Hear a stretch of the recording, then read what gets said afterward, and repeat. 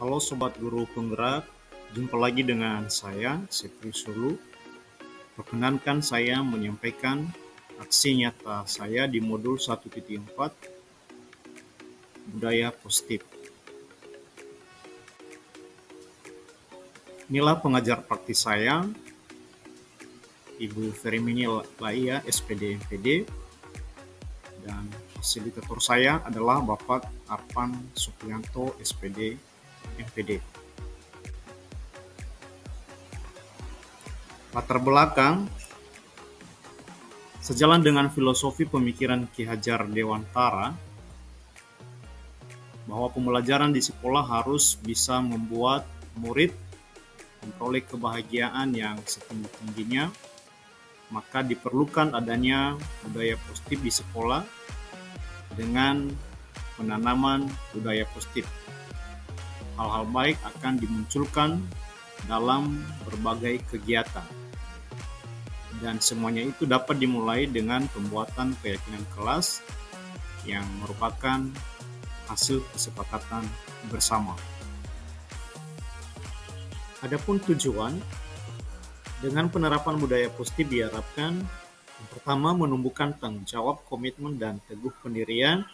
Yang kedua, menunjukkan keberanian murid dalam mengemukakan pendapat atau usul tentang keyakinan kelas yang ingin diciptakan dan disepakati.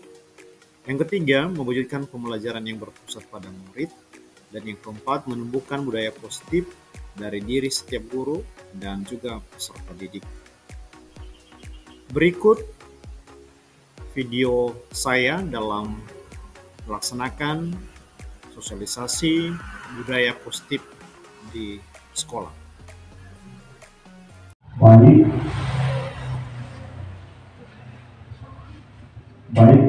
terima kasih kesempatan yang telah diberikan kepada kami.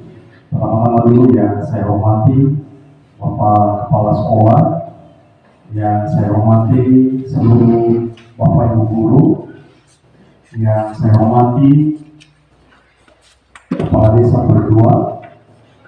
Salam sejahtera bagi kita semua. Selamat pagi. Shalom. Yahoo. Terima kasih pada kesempatan ini. Saya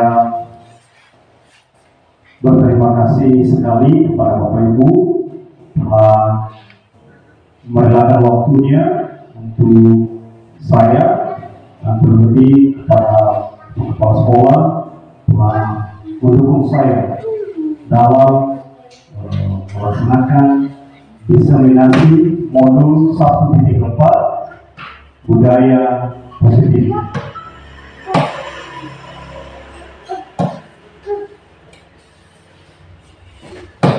Nah, dalam diseminasi modul 1.4 budaya positif, khususnya dalam pendidikan guru penggerak ini, inilah pengajar praktik saya, yakni Ibu Ferimini Laia, SPD MPD, dan fasilitator saya adalah Bapak Arpan Supriyanto, SPD MPD. Nah, inilah beliau-beliau yang menggerakkan semangat saya untuk mengikuti pendidikan guru penggerak ini, dan apalagi Bapak Ibu semuanya. Nah, sebelum saya melanjutkan pada materi, terlebih dahulu saya ajak Bapak Ibu untuk melakukan ice breaking. Saya undang dulu Bapak Ibu untuk bangkit berdiri, kita melakukan ice breaking.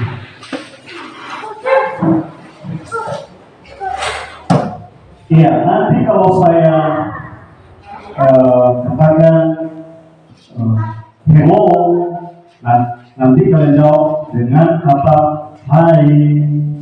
Tapi kalau saya bilang hai, nanti Bapak Ibu mengatakan hello. Bisa kan Bapak Ibu? Iya, masih ada semangat dulu? Masih semangat? Iya, kita tutupkan dulu. Terima kasih. Iya, saya mulai. Hello. Hai. Ya. Bagus, luar biasa. Sekali lagi ya. Hello. Hai. Hello. Hai. Nanti ada yang tidak fokus. Kalau hello hai berarti hai hello. Sekali lagi ya. Hello. Hai. Hello. Hello, hai. Yang bagus, luar biasa. Kemudian Bapak Ibu, nanti kalau saya katakan satu, silakan tepuk pundak teman kita di samping kita.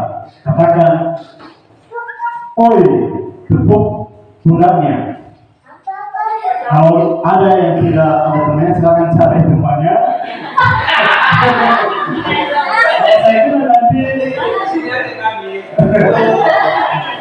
Kalau saya bilang satu berarti tepuk pundak teman kita yang ada di samping kita, katakan oi.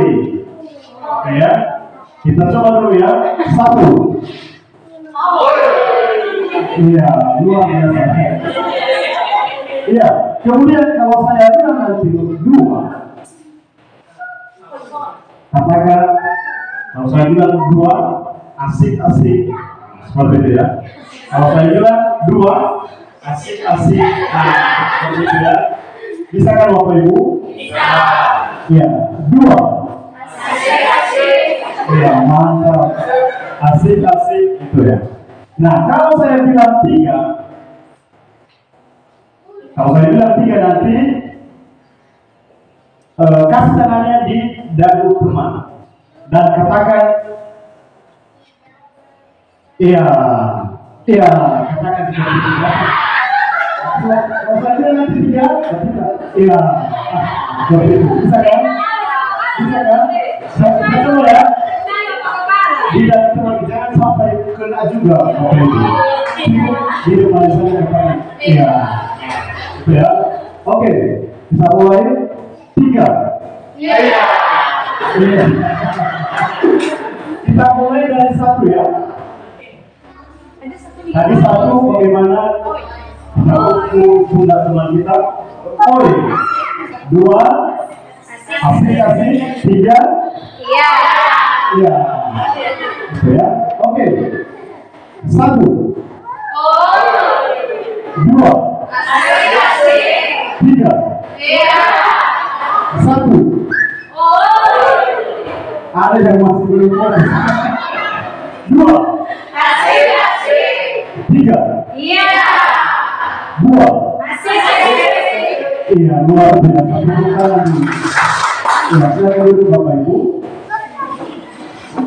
Minimal dulu kita sudah ada fokus dalam mendengarkan materi pada hari ini. Terima kasih. Kita lanjutkan. Ada 3 atau 4 tujuan kegiatan kita pada hari ini. Yang pertama, CGP berbagi praktik baik tentang budaya positif guru. Ini tujuan kegiatan kita yang pertama. Yang kedua, berdiskusi bagaimana menjadi kelas atau sekolah yang memiliki budaya positif. Kalau belakangan ini kita masih belum berbudaya positif di kelas kita atau di sekolah kita, dengan kita nanti sudah mengikuti sosialisasi ini, maka kita sudah bisa menerapkan yang namanya budaya positif di sekolah kita. Kemudian yang ketiga, kita berdiskusi nanti memecahkan kasus di dalam kelas. Ada beberapa kasus nanti kita berdiskusi bagaimana cara menghadapi atau memecahkan masalah yang terjadi di kelas kita. Dan yang keempat, salah seorang guru bisa nanti menyampaikan refleksinya dari kegiatan ini di penghujung kegiatan ini. Nah, ada beberapa topik yang kita pelajari nanti dalam sosialisasi ini. Yang pertama, yaitu disiplin positif dan nilai-nilai kebajikan universal. Kemudian teori motivasi, hukuman dan penghargaan atau restitusi. Yang ketiga, mengenai keyakinan kelas. Keempat, kebutuhan dasar manusia dan dunia berkualitas. Yang kelima, mengenai 5 posisi kontrol guru. Dan keenam adalah segitiga restitusi. Bagaimana dengan ini semuanya? Mari kita bahas satu persatu Bapak Ibu. Nah, yang pertama yaitu eksplorasi konsep tentang disiplin positif dan nilai-nilai kebajikan universal. Nah, perubahan paradigma. Di sini ada kegiatan kepalang tangan. Ada A dan B, silakan Bapak Ibu cermati bagaimana nanti menurut Bapak Ibu ini. Ada A dan B, Anda dan teman Anda. Sobeklah secari ke kelas kecil, tuliskan benda atau sesuatu yang sangat berharga untuk Anda. Lalu letakkan di salah satu tangan Anda dan genggam benda atau sesuatu tersebut dengan segala daya. Buatlah sebuah kepala. Artinya kita menggenggam daripada kertas tadi yang kita sudah sobek itu. Kemudian teman Anda si B mencoba dengan sekuat tenaga dengan berbagai cara untuk meminta Anda memberikan benda tersebut. B bisa membujuk, mengancam, menghardik, merayu, menyuap, apa saja dapat membuka kepala tangan Anda. Artinya, ada si B teman kita mencoba menghardik kita, mengancam kita, bahkan membujuk kita supaya kita bisa membuka kepala tangan kita itu tadi.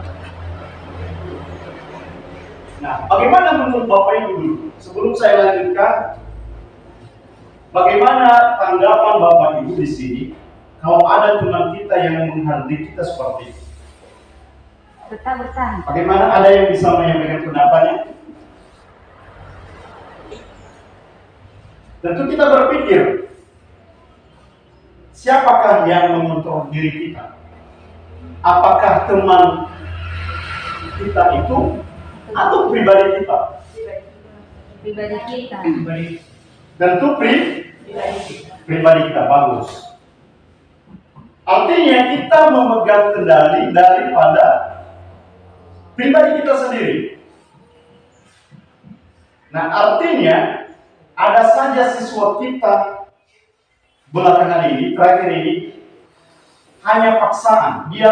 Mereka bisa menerima materi kita yang bisa kita sampaikan kepada mereka hanya karena paksaan. Mereka takut dengan kita. Makanya nanti pembelajaran kita juga kurang berhasil. Jadi dengan pembelajaran sosialisasi kali ini kita diajar bahwa sebenarnya pribadi-pribadi siswa itu mereka lah yang memegang kendali sebenarnya, bukan dengan paksaan, bukan dengan mereka takut. Mereka bisa menerima materi pembelajaran kita ya kita sampaikan, tetapi karena mereka benar sadar bagaimana kelak mereka jadi apa. Nah, inilah tujuan kegiatan kepalang tangan. Nah, apakah makna dari tanda disiplin? Berasal dari kata Latin disciplina, artinya belajar. Sebenarnya arti disiplin itu adalah belajar sebenarnya dari kata Latin. Tetapi makna asal dari kata ini telah berubah dengan budaya-budaya kita. Kalau menurut Bapak Ibu dulu, apa artinya disiplin? Mengikuti aturan. Mengikuti aturan, benar. Patuh terhadap aturan. Itu ya. Di sini ada dikatakannya bahwa sesuatu yang dilakukan seorang pada orang lain untuk mendapatkan kepatuhan. Kecenderungan umum adalah menghubungkan kata disiplin. Sebenarnya tadi kan kata disiplin itu adalah belajar. Belajar menghargai waktu, belajar menghargai bekerja dengan tepat, dengan selesai dengan sesuai aturannya. Itu artinya kata disiplin. Tetapi sesuai dengan konteks sosial mengatakan bahwa disiplin itu merupakan suatu kepatuhan dia. Artinya kita melaksanakan, mungkin anak-anak mereka melaksanakan disiplin itu bukan karena belajar, tetapi karena takut dengan peraturan. Ya kan? Kita bisa memahami seperti itu. Jika siswa kita mau belajar sebenarnya, mereka tidak takut. Berarti dari diri mereka sendiri, mereka ada keinginan untuk belajar. Itu arti disiplin yang sebenarnya. Nah, ada beberapa nilai-nilai kebajikan universal. Arti daripada nilai-nilai kebajikan universal itu adalah sifat-sifat positif manusia yang merupakan tujuan mulia yang ingin dicapai setiap individu. Nah, nilai-nilai kebajikan ini berhubungan dengan profil pelajar Pancasila. Ya. Ada beberapa nilai profil pelajar Pancasila. Yang pertama beriman, bertakwa kepada Tuhan Yang Maha Esa dan berakhlak mulia. Kemudian mandiri, ketiga bernalar kritis, keempat berkebinekaan global, keempat bergotong royong, dan terakhir kreatif. Inilah jenis-jenis dari profil pelajar Pancasila. Jika kita sebagai guru, begitu juga siswa, menerapkan nilai-nilai kebajikan ini, kita yakin dan percaya bahwa di kelas kita, bahkan di sekolah kita, tercapai yang namanya nilai-nilai kebajikan universal. Kemudian, yang kedua adalah teori motivasi, hukuman, penghargaan, dan restitusi. Nah, ada beberapa teori motivasi perilaku manusia. Yang pertama, ada pertanyaan, apa yang akan terjadi apabila saya tidak melakukannya? Seringkali siswa mengatakan hal ini. Apa yang akan terjadi apabila saya tidak melakukan? Misalnya ada pekerjaan rumah, ada PR siswa yang mereka kerjakan. Lalu sering mereka mengatakan seperti ini, apa yang terjadi apabila saya tidak melakukannya? Ini motivasi eksternal. Artinya dia mengharapkan sesuatu dari luar. Makanya dia bisa mengerjakan kalau misalnya ada penugasan yang kita berikan kepada mereka. Kemudian yang kedua, ada pertanyaan lagi, apa yang akan saya dapatkan apabila saya melakukannya? Ini juga motivasi eksternal dari siswa. Dia mengharapkan ada sesuatu imbalan juga. Makanya dia mengatakan, apa yang saya dapatkan apabila saya melakukannya? Berarti mendapatkan imbalan dari orang lain. Apabila orang lain tidak memberikannya imbalan, maka dia belum muncul yang namanya motivasi dari dirinya.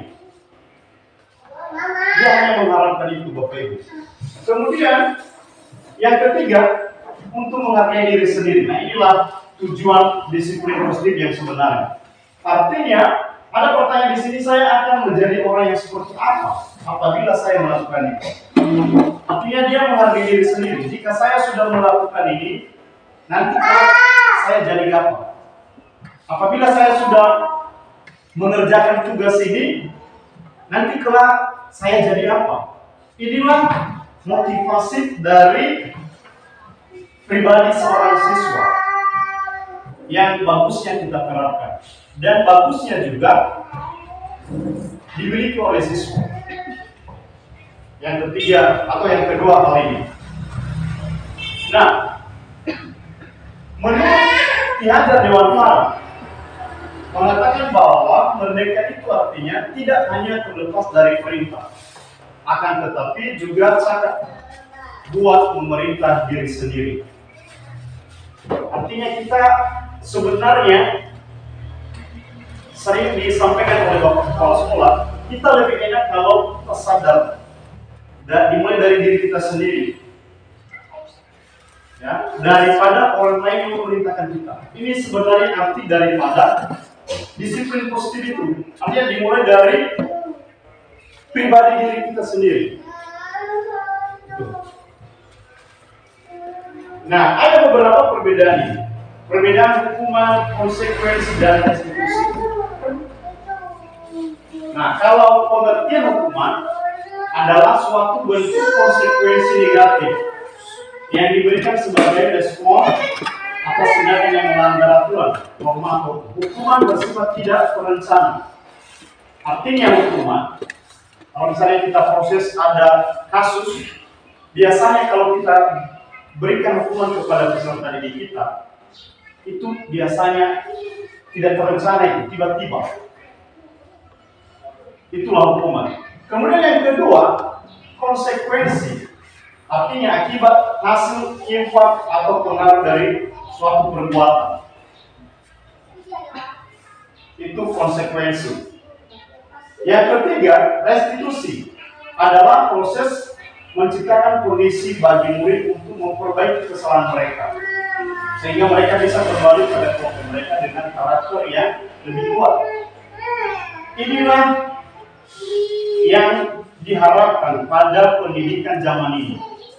Yang kita terapkan adalah restitusi, bukan hukuman dan konsekuensi, tetapi lebih terarah pada restitusi. Bapak Ibu, bagaimana penerapannya? Mari kita pelajari lebih lanjut. Nah, ada tindakan guru di sini yang membedakan antara hukuman dan konsekuensi. Misalnya ada tindakan guru mencatat 100 kali di dalam buku kalimat, saya tidak akan terlambat lagi karena terlambat ke sekolah ini. Saya tidak akan terlambat lagi.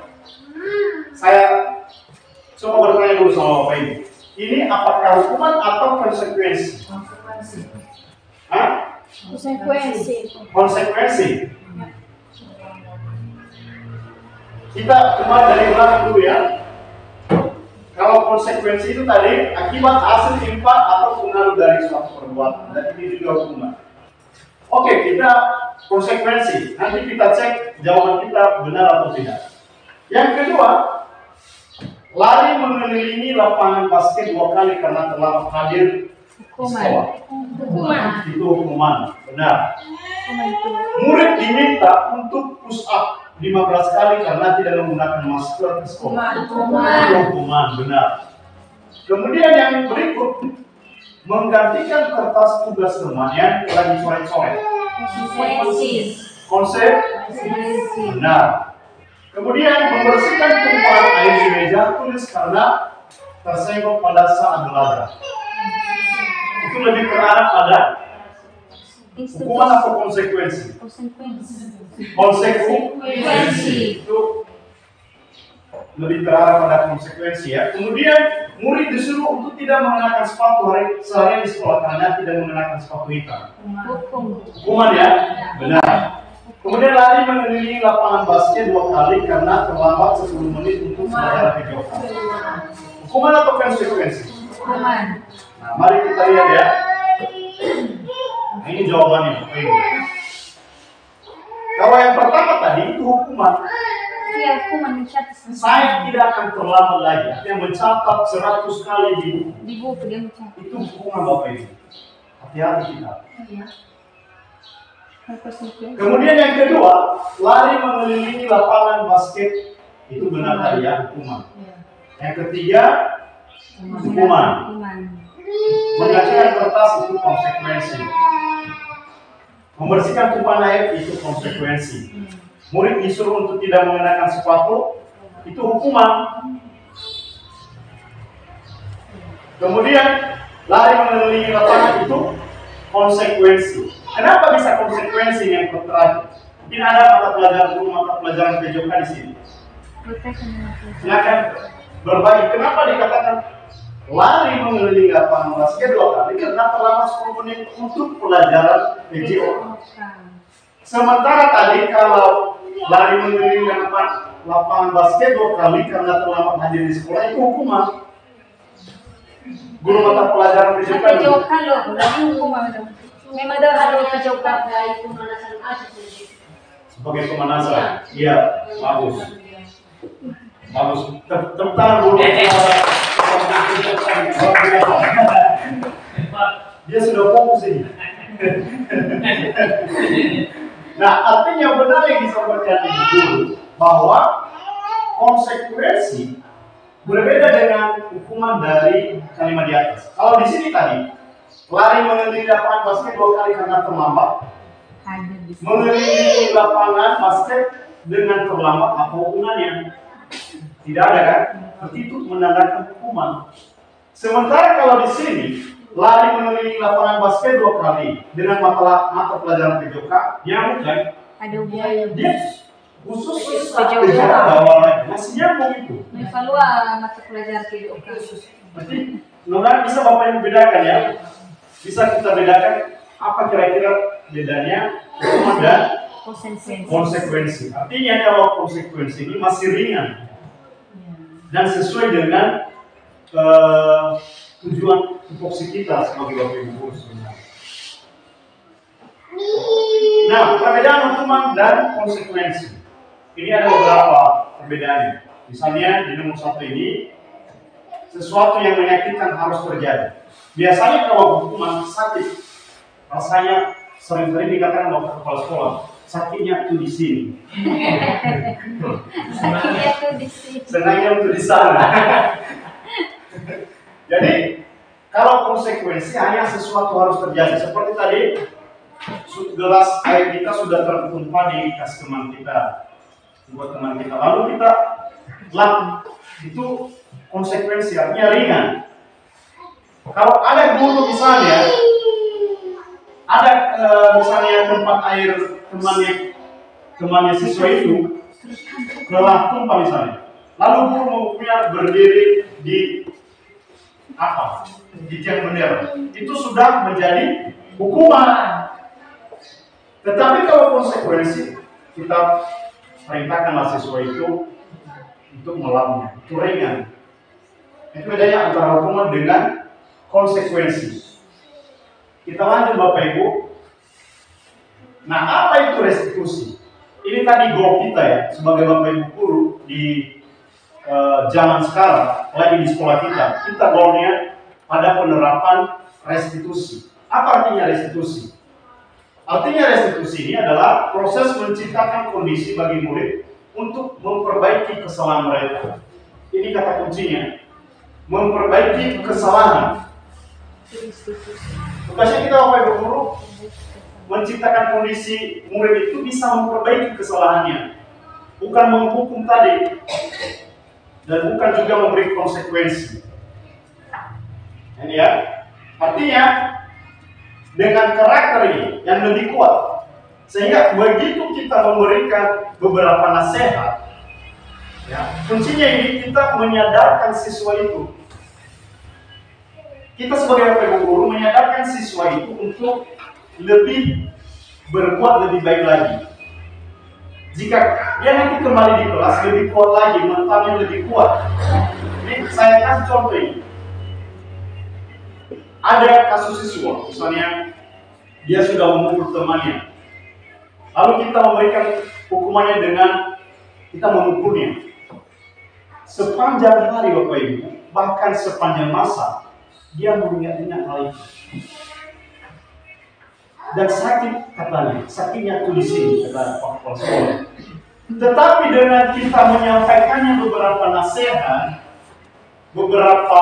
kita buat dia memberikan beberapa hal, arahan-arahan, nasihat-nasihat, masukan-masukan, bahkan solusi, bahkan itu lebih membuat dia menjadi kuat ke depan, karakternya menjadi lebih kuat Bapak Ibu. Nah, inilah problema kita. Sewaktu kami mengikuti pendidikan guru penggerak ini, di modul 1 di 3 ini, ada beberapa tantangan Bapak Ibu. Ada juga sebagian mengatakan bahwa dengan kita menerapkan restitusi ini, ada anggapan mereka bilang, siswa bilang kepada kita, guru itu lemah. Ada saja itu. Misalnya kita hanya menyampaikan arahan dan masukan saja, nasihat saja. Ada saja siswa mengabaikan juga. Ini sebuah tantangan. Tetapi dengan kita sudah mengikuti sosialisasi pada hari ini, kita goalnya adalah restitusi. Kita lanjut Bapak Ibu. Nah, ada beberapa perbandingan di sini. Kalau hukuman, namanya itu identitas gagal. Kemudian kalau konsekuensi dengan restitusi, itu identitas sukses. Artinya lebih mending konsekuensi dan restitusi. Jadi kalau hukuman Bapak Ibu, ini kita tiadakan dulu untuk penerapan dalam memecahkan kasus-kasus di sekolah kita. Dan mungkin Bapak Ibu juga sudah mendengar bagaimana cerita guru yang telah melanggar HAM dalam penerapan kasus-kasus masalah di sekolah. Jadi pemerintah sekarang mengajukan kita untuk lebih berfokus pada penerapan konsekuensi atau restitusi. Dan kalau boleh, goalnya kita adalah restitusi. Ada di sini kita ambil satu contoh. Kalau hukuman, murid anak akan tersakiti. Jelas di sini tadi. Kemudian kalau konsekuensi, anak dibuat tidak nyaman. Memang benar tidak nyaman. Kalau tadi misalnya kita suruh dia melap tumpahan temannya, itu memang tidak nyaman. Tetapi kalau restitusi juga, murid anak mendapatkan penguatan lewat kata-kata penyadaran kita bisa menyampaikannya. Anak-anak bisa sadar. Gitu Bapak Ibu. Jadi kalau hukuman juga itu negatif. Konsekuensi masih netral. Masih netral dia. Tadi kalau restitusi positif, membangun karakter serta diri. Nah, ada 9 ciri-ciri restitusi. Ini penting sekali kita terapkan Bapak Ibu di sekolah kita.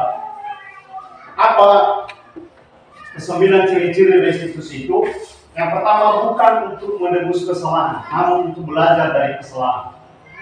Itu ciri-cirinya. Bukan untuk menebus kesalahan, namun untuk belajar dari kesalahan.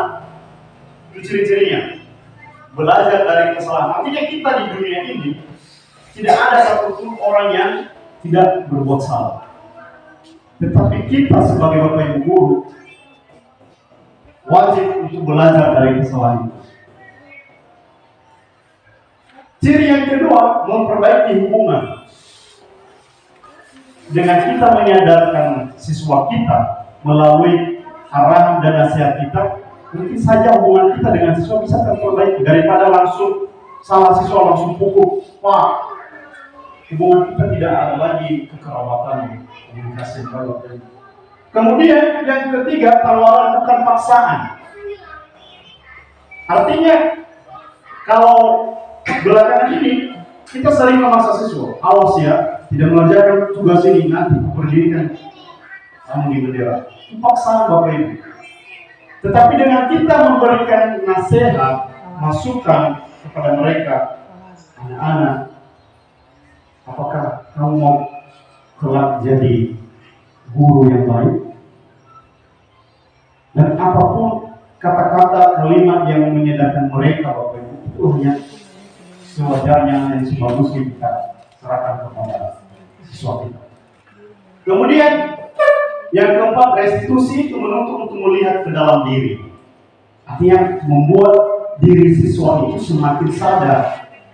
Kan karena tujuan eksternal tadi, oh saya mengerjakan tugas sebenarnya karena takut kepada guru saya. Bukan, tetapi dia berasa kita buat sesuai itu dari dalam dirinya bisa sadar bahwa saya mengerjakan ini karena saya tanggung jawab saya sadar akan status saya sekarang. Kemudian yang kelima, mencari kebutuhan dasar yang mendasari tindakan. Ada nanti kita bahas lagi beberapa kebutuhan dasar kita sebagai manusia. Kemudian cara yang paling baik, restitusi ini adalah cara yang paling baik tanpa menyakiti hati peserta didik kita. Ini restitusi. Yang kedelapan, restitusi fokus pada solusi. Artinya ada win-win solusinya. Win-win solution itu artinya solusi-solusi yang terbaik. Bukan kita kalau ada pada masalah, bukan kita takut pada masalahnya, tetapi kita mencari solusi yang terbaik. Win-win solution. Itu yang kita terakhir. Kemudian yang terakhir, mengembalikan murid yang berbuat salah pada kelompoknya. Kita kembalikan pada kelompoknya. Artinya dengan kita sudah menyadarkan siswa, begitu kembali nanti di kelompoknya, di komunitasnya, dia semakin kuat, semakin sadar. Itulah ciri-ciri dari restitusi. Nah, ada kasus kita pecahkan. Mari kita pecahkan kasus ini. Saya bacakan Bapak Ibu. Ada guru matematika dan wali kelas 8. Ini hanya contoh ya. Ibu Santi sakit. Itu wali kelas atau guru matematikanya ya. Sehingga tidak dapat masuk mengajar karena sakit. Akhirnya dicarikan guru pengganti. Ibu Eni baru 2 tahun menjadi guru SMP. Beberapa murid perempuan, Fiti dan Natali, mengetahui hal ini dan mulai menggunakan kesempatan dan bersikap seenaknya, tertawa dan tidak mengindahkan kehadiran Ibu Eni. Ibu Eni mencoba menyapa Vivi dan Natali dengan ramah, sambil mengingatkan mereka untuk fokus pada pengerjaan tugas. Ayolah tugasnya dikerjakan, nanti Ibu ditegur Bapak Kepala Sekolah. Kalau kalian tidak kerjakan tugas, tolong bantu Ibu ya. Itu kata Ibu Eni. Namun Vivi dan Natali ini malah jadi tertawa. Jadi karena bukan guru mereka. Ibu santai saja Bu. Mereka tetap tidak mengerjakan tugas dan malah mengobrol. Keesokan harinya, Ibu Santi memanggil Vivi dan Natali serta menanyakan tentang laporan Ibu Eni. Ibu Santi menanyakan apakah mereka bersedia melakukan memperbaiki permasalahan yang ada. Vivi dan Natali sempat ragu-ragu dan membela diri, namun pada akhirnya mengatakan akan meminta maaf. Ibu Santi menanggapi bahwa tindakan itu boleh saja dilakukan bila mereka sungguh-sungguh ingin meminta maaf.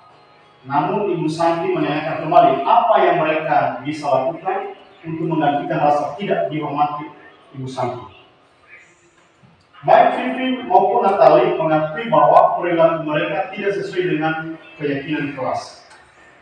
Ibu Santi melanjutkan kembali apa yang akan mereka lakukan untuk memperbaiki masalah.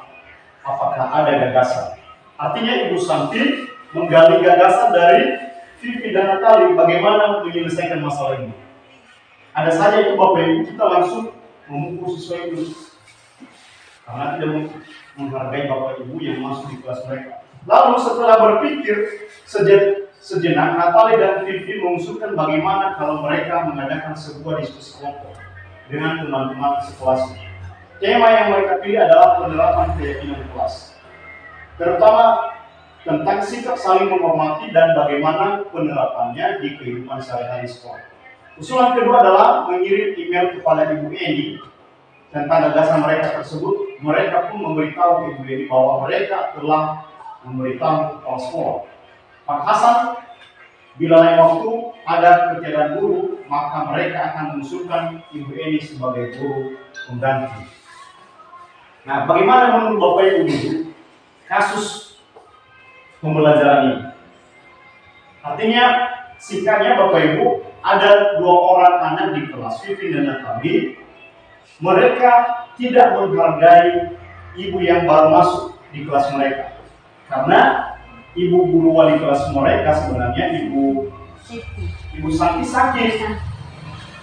Maka mereka tidak mengerjakan tugas sesuai yang disampaikan Ibu Eni. Bahkan mereka ketawa, kata mereka pun santai saja Bu. Gitu ya. Jadi ini sebuah kasus Bapak Ibu. Bagaimana menurut Bapak Ibu solusi-solusi yang kita berikan kepada peserta didik kita kalau seperti ini? Kita nasihati. Berarti kalau seperti ini, kalau kita bertanya dulu, bagaimana tindakan Ibu Eni dulu atau Ibu Santi setelah kejadian ini? Kalau kita lihat, Ibu Santi tidak memukul, bahkan dia menyadarkan siswa. Dia bertanya, bagaimana cara memperbaiki kesalahan kalian? Lalu siswa juga, siswa menyampaikan bahwa kami sadar, kami tidak mengulanginya lagi, dan mengirim email kepada Ibu Eni untuk bertanggung jawab. Mereka siap kalau Ibu Eni menggantikan Ibu Santi jika berhalangan. Berarti mereka bisa menyelesaikan sendiri Bapak Ibu. Nah, inilah salah satu contoh menangani kasus pembelajaran di kelas. Nah, kita lanjut. Keyakinan kelas. Nah, keyakinan kelas itu apa? Kalau di sini sama saya, kesepakatan kelas. Jadi, menurut pemahaman Bapak Ibu para fasilitator kami dan Ibu pengajar praktik kami, bahwa lebih tepat kalau kita gunakan keyakinan kelas. Nanti dengan kita sudah mengikuti sosialisasi ini di kelas kita, mari kita susun yang namanya keyakinan kelas kita. Artinya biar siswa itu juga fokus dan tidak melanggar daripada keyakinan kelas itu. Nah, mengapa tidak peraturan saja? Mengapa harus keyakinan kelas? Ada contohnya di sini Bapak Ibu. Mengapa kita memiliki peraturan harus menggunakan helm? Bisa mengendarai kendaraan roda 2. Kemudian mengapa kita memiliki peraturan 3M, menggunakan masker dan mencuci tangan dan menjaga jarak? Ini peraturan. Dan ketiga, mengapa kita memiliki peraturan harus datang tepat waktu pada saat mengikuti pelatihan? Berarti apa sebenarnya keyakinan kelas itu? Nah, awalnya kita memiliki peraturan kelas. Tingkatan daripada peraturan kelas itu ada yang namanya keyakinan kelas. Kemudian lingkungan positif, dan terakhir dengan kita sudah menerapkan ketiga ini, kita sudah memiliki budaya positif di sekolah kita. Nah, bagaimana contohnya? Nah ini, mari kita coba dulu Bapak Ibu. Ini peraturannya, selalu kembalikan buku ke tempatnya. Kalau kita buat keyakinan kelas kita nanti kira-kira apa? Kita buka pemikiran kita dulu.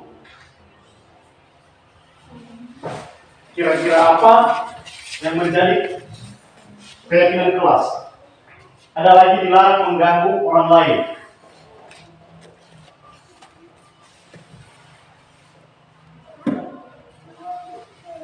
Artinya dengan kita selalu kembalikan buku ke tempatnya, kita yakini bahwa itu hal apa? Itu sudah termasuk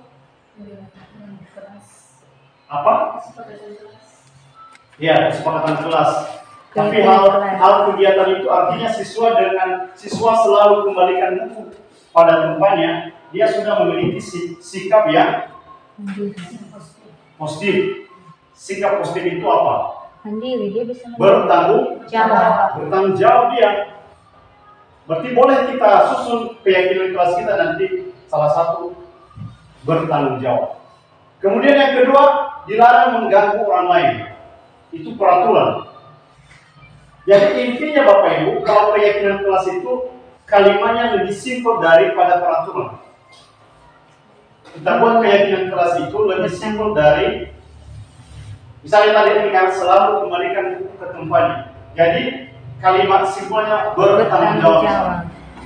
Apa boleh kita langsung jawab? Nah ini. Kalau selalu kembalikan buku ke tempatnya, kalau kita buat nanti keyakinan kelas kita tanggung jawab, arti simple, kalimatnya simple dan umum, bukan hanya terfokus pada mengembalikan buku, umum katanya. Artinya tanggung jawab. Kemudian dilarang mengganggu orang lain, arti itu menghormati orang lain. Hadir di sekolah 15 menit sebelum pembelajaran dimulai. Bisa itu menghormati orang lain dan berkomitmen. Kemudian dilarang melakukan kekerasan. Keyakinan kelasnya bisa kita buat keselamatan, menghormati orang lain. Dilarang menggunakan narkoba dan kesehatan. Berarti umum ini, singkat juga katanya.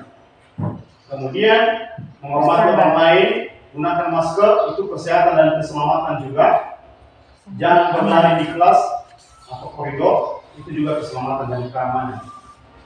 Jadi Bapak Ibu,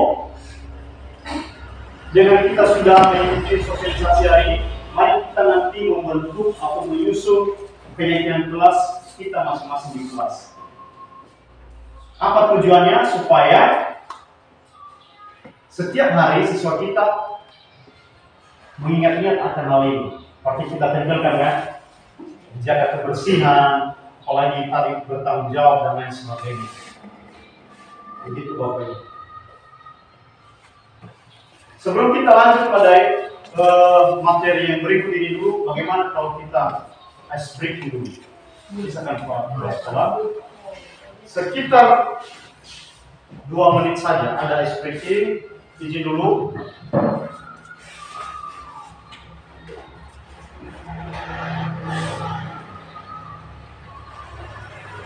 Ice breaking ini waktu kami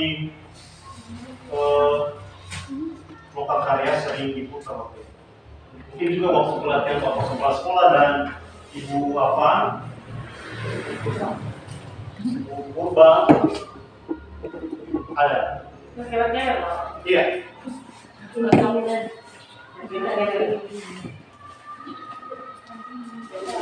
Laki merah kan ini, bekmi kewer-kewer. Oke, kita berdiri dulu Bapak Ibu. Bapak Ibu dulu kita melepaskan dahaga kita semesta.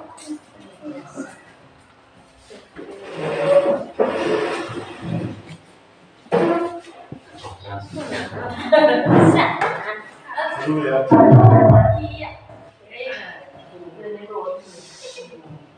Ini sama kepala sekolah ya. Mari kita praktekkan, walaupun agak lucu sedikit ya. Oke.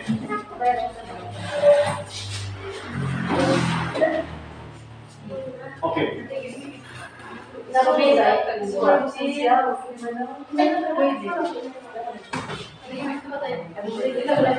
Oke. Kita ikuti Bapak Ibu ya.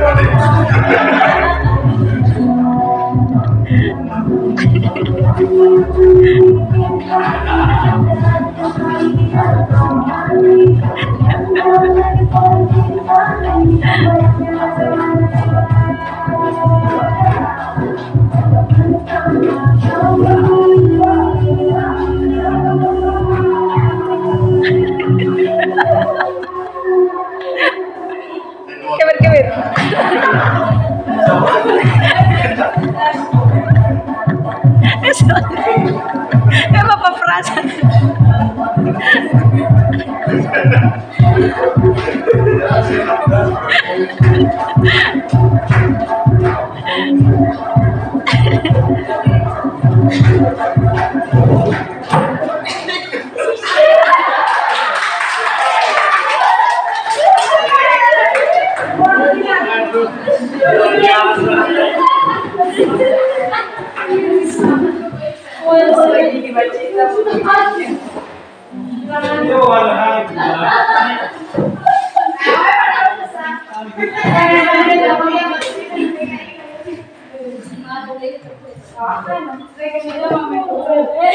Sehat. Iya. Ini Bapak Ibu luar biasa. Ini kalau kita mengikuti pelatihan, sering dibuat aktivitas seperti ini. Biar tidak bosan. Jadi sedikit ada perbedaan.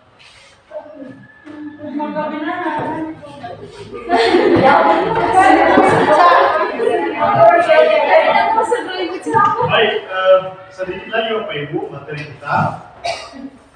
Masih semangat? Semangat. Masuk kewet-kewet. Kita lanjut dulu. Yakni kebutuhan dasar manusia. Kali ini kita mengetahui dan memahami bagaimana kebutuhan dasar manusia itu. Yang pertama adalah bertahan hidup. Kebutuhan bertahan hidup itu termasuk kebutuhan primer ini, misalnya rumah, pangan kita, makanan kita, dan lain sebagainya. Artinya jika siswa kita juga tidak memiliki hal ini, bertahan hidup, maka pasti terganggu. Maka proses pembelajaran pun tidak bisa berjalan dengan baik sesuai dengan yang kita harapkan. Artinya kita Bapak Ibu guru harus memperhatikan juga hal ini. Sebenarnya sosialisasi ini ini juga berlaku untuk Bapak Ibu orang tua dan memperhatikan akan hal ini. Yang kedua adalah kasih sayang dan rasa diterima. Ada juga Bapak Ibu di sekolah-sekolah yang lain, siswanya tidak diperhatikannya, tidak ada kasih sayangnya. Artinya jika siswanya sudah misalnya tidak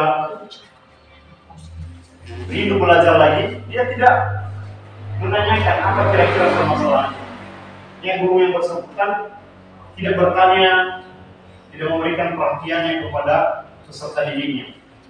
Kemudian kesenangan. Nah, kita juga di kelas kita sebenarnya kita harus ke depan ini membuat kelas kita siswa itu betah, kelas kita nyaman. Nah, mungkin sesuai dengan program kepala sekolah kita terakhir ini mengajak kita untuk menghias kelas kita masing-masing. Nah, ini salah satu. Artinya di mana ada kenyamanan sebenarnya, di situ juga ada rasa betah siswa itu mau belajar. Kemudian kebebasan. Nah, mari kita bertanya juga apakah di saat kita menyampaikan pembelajaran, melaksanakan kegiatan belajar mengajar di kelas, apakah kita sudah memberikan kebebasan kepada siswa kita.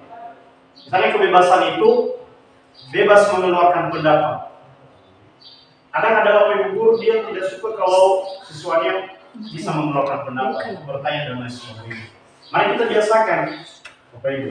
Kemudian yang keempat atau kelima itu penguasaan. Mari kita juga memberikan penguasaan. Maksudnya kalau kita baca di materi pendidikan guru penggerak, penguasaan ini lebih tertuju. Misalnya siswa ingin jadi ketua kelas, mari kita memberikan mereka itu. Ada saja siswa yang mau menjadi pemimpin di kelasnya, mari kita berikan kesempatan. Jadi semua hal ini kita sebagai bapak ibu guru juga harus memperhatikan 5 kebutuhan dasar manusia. Kemudian yang kelima yaitu posisi kontrol. Ada 5 posisi kontrol guru. Nah, yang kelima itu adalah penghukum. Kemudian pembuat rasa bersalah, teman, pemantau, dan manajer. Nah, kalau goal kita juga di sini adalah manajer, bukan penghukum dan pembuat rasa bersalah. Misalnya ini kita ambil satu contoh ini, guru berkata, kalau penghukum, gaya kata-katanya seperti ini. Kalau kamu tidak melakukannya, awas ya, rasakan. Itu metode kalimat penghukum apa ini? Kita hindari kata-kata seperti ini ke depan untuk siswa kita. Kalau kamu tidak melakukannya, awas ya, rasakan. Atau kalau kamu tidak mengerjakan tugas, saya berdirikan kamu di tiang bendera misalnya. Atau saya ajar, saya pukul kepalamu dan lain sebagainya yang kita sampaikan hal-hal yang tidak bagus waktu itu. Kemudian kalau pembuat rasa bersalah misalnya, kamu sudah tahu, ibu lelah sekali mengatakannya, ibu stres. Artinya ini membuat rasa bersalah. Gurunya mengeluh, dia tidak memiliki sikap yang optimis. Kalau teman, ayolah lakukan demi ibu. Masa kamu tidak mau? Ingat, ibu pernah membantu. Artinya masih mendingin.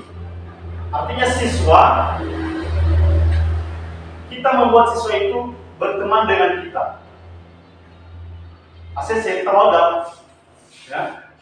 Sering-sering kita katakan, apakah kamu tidak kasihan sama ibu? Ayolah nak, kerjakan tugasnya.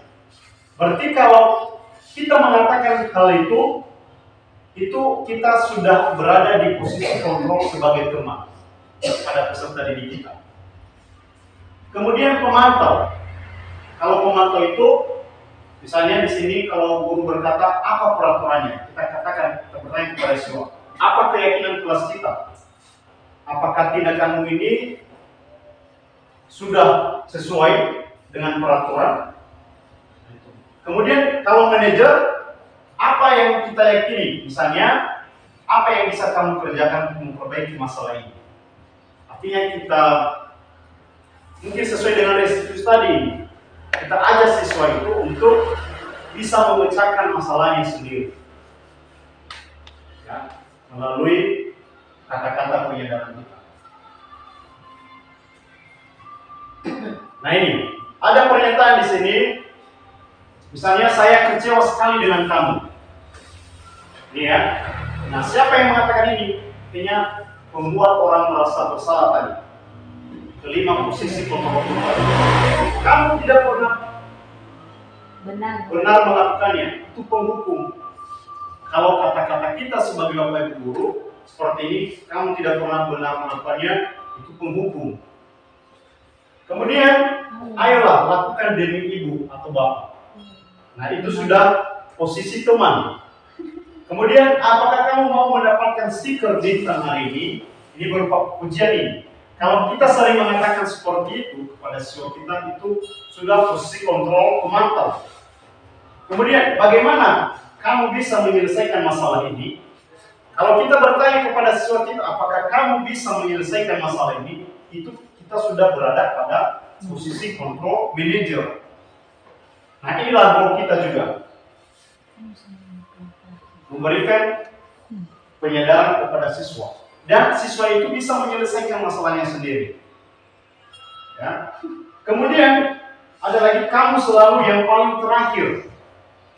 Kalau itu disebut dengan penghukum. Kalau kata-kata penghukum ini mungkin lebih terarah dia pada kata-kata penyindiran pada siswa. Begitu Bapak Ibu.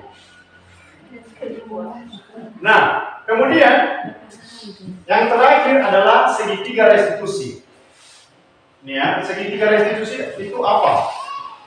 Nah, ada 3 langkah untuk segitiga restitusi. Pertama, menstabilkan identitas. Ini langkah yang pertama. Langkah yang kedua, validasi kebutuhan. Dan yang ketiga, menanyakan keyakinan. Ini langkah kita. Jika ada kasus pembelajaran pun nanti di kelas kita, ini kita diharapkan untuk menerapkan segitiga restitusi ini. Ada 3 langkah juga.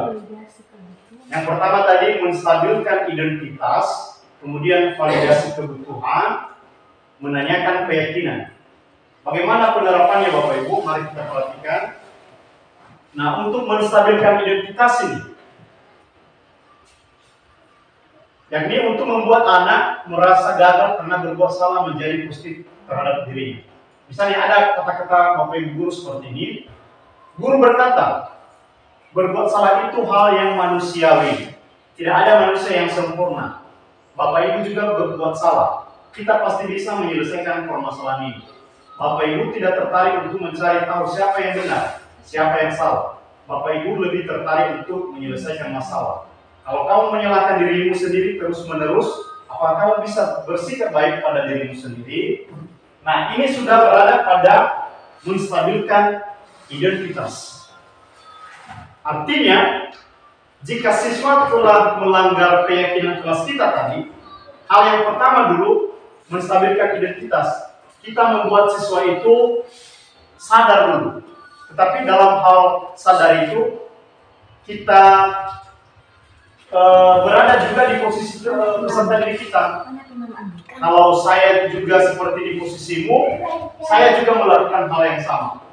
Artinya kita berada sama dengan posisi peserta didik kita. Seakan-akan ya. Apa tujuan kita supaya peserta didik kita bisa sadar kembali? Itu tujuan, menstabilkan identitas.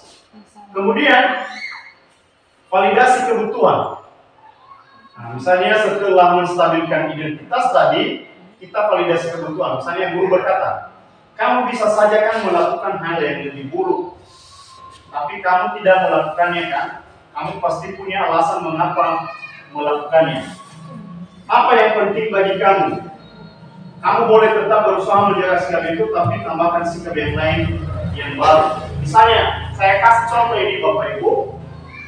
Misalnya ada siswa yang pintar misalnya. Siswa ini pintar. Lalu, ketika temannya juga ada misalnya temannya menyontek pekerjaan si temannya yang satu. Lalu siswa yang pintar tadi membentak temannya yang menyontek, bahkan memukul meja. memukul meja temannya yang menyontek pekerjaan rumahnya, misalnya atau tugasnya. Lalu mereka saling memukul gara-gara menyontek tadi. Itu ya. Lalu kalau dengan hal seperti ini kita meyakini dulu, kita wawancarai siswa itu. Nah, ini tujuannya. Kalau segitiga restitusi ini kita wawancarai siswa itu. Tadi kalau pertama tadi menstabilkan identitas, kita wawancarai.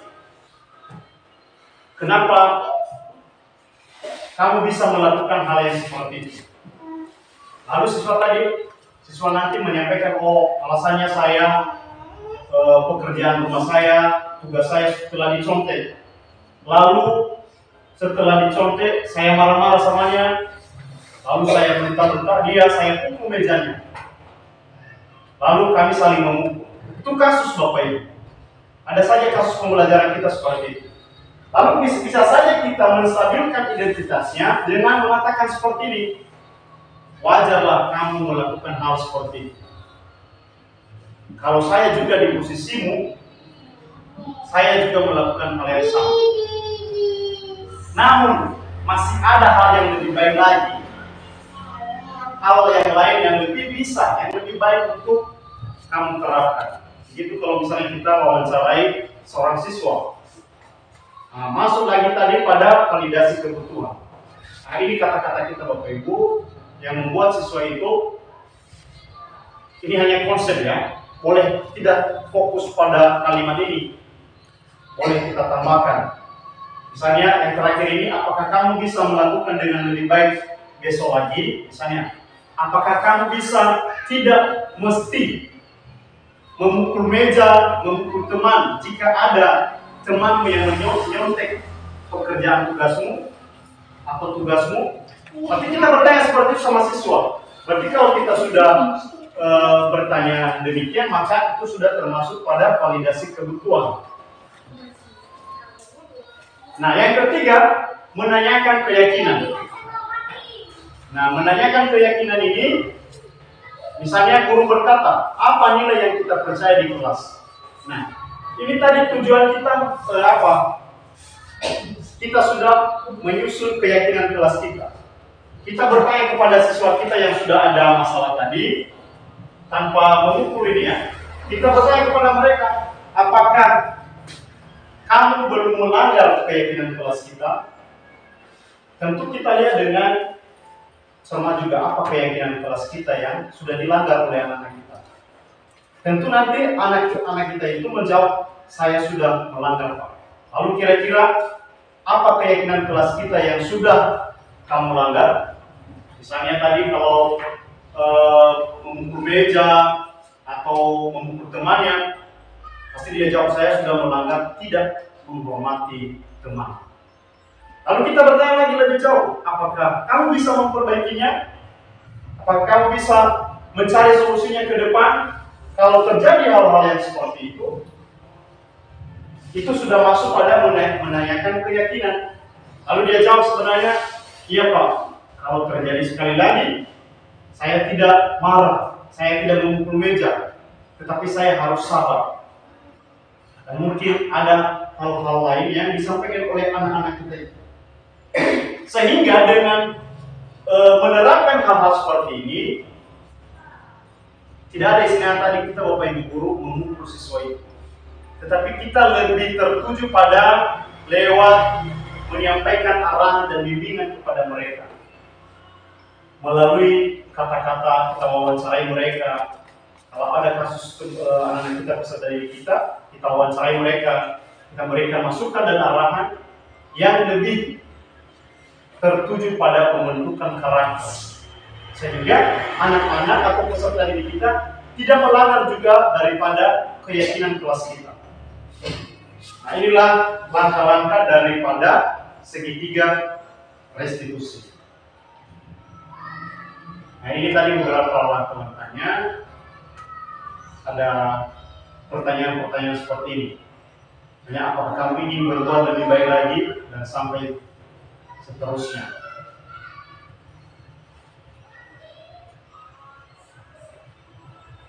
Nah, Jadi demikian dulu Bapak Ibu materi yang bisa saya sampaikan pada sosialisasi ini. Dan kalau boleh kita membahas kasus ini di atas juga, dan kalau ada pertanyaan dari Bapak Ibu disilakan. Ya, demikian saja. Terima kasih.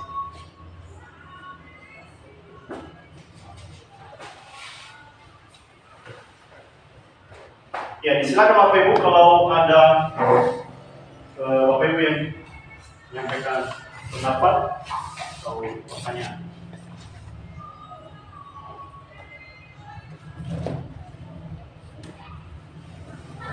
Ya, sebelum menyampaikan pertanyaan ya dari teman-teman kita,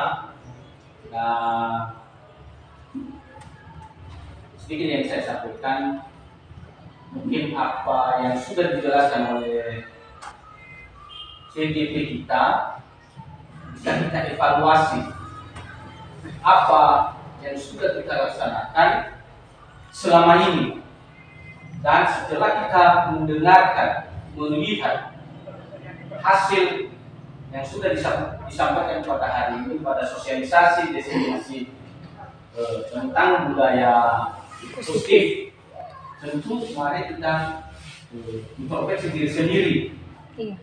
Apakah kita masuk pada sering kita melaksanakan misalnya penghukuman atau konsekuensi atau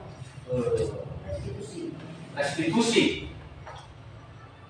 Nah, mari kita introspeksi diri sendiri atau evaluasi diri sendiri, dan kalau memang selama ini kita berada dalam salah satu pada apa namanya tadi, misalnya penghukuman atau konsekuensi, nah sekarang kita bergeser pada restitusi. Kadang-kadang biasanya ini, misalnya ada persoalan di dalam kelas.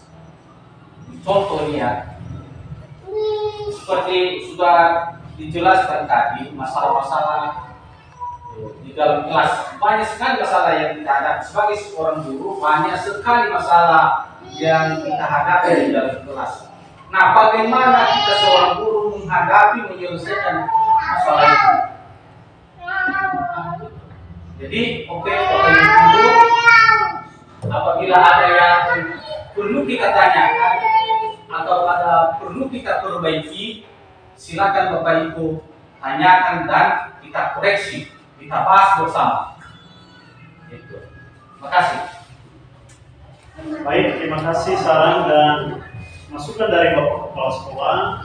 Ya, mungkin dari tujuh ini saran dan masukan ini dari Kepala. Untuk kita ada perubahan ke depan. Saya juga, termasuk saya ini, belakangan ini saya sering memecahkan masalah dengan antara hukuman dan konsekuensi. Jarang melaksanakan yang namanya restitusi. Nah, mulai dari sekarang, marilah kita tergerak mulai dari kelas kita ini, kelas kita masing-masing, sehingga nantinya kita terhindar dari yang namanya hukuman atau bahkan konsekuensi. Namun persoalannya Bapak Ibu, ada juga di saat-saat tertentu kita bisa juga menggunakan yang namanya konsekuensi. Ya. Bagaimana contohnya ini tadi? Seperti yang ada contoh tadi. Nah, misalnya air temannya sudah ditumpahkannya.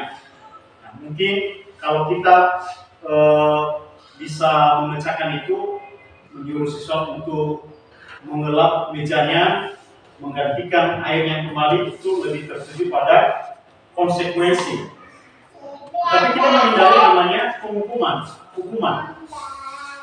Misalnya, dia sudah menumpahkan air temannya, lalu kita memberi hukuman kepada peserta didik itu, membuat berdiri di depan kelas. Lalu apa hubungannya dengan kasusnya tadi? Makanya ke depan ini setiap tindakan kita sebagai Bapak Ibu guru, kita harus lebih hati-hati lagi di dalam memecahkan masalah atau kasus-kasus yang ada di kelas kita masing-masing. Nah, demikian Bapak Ibu. Mungkin ada tambahan lagi dari Bapak Ibu yang lain.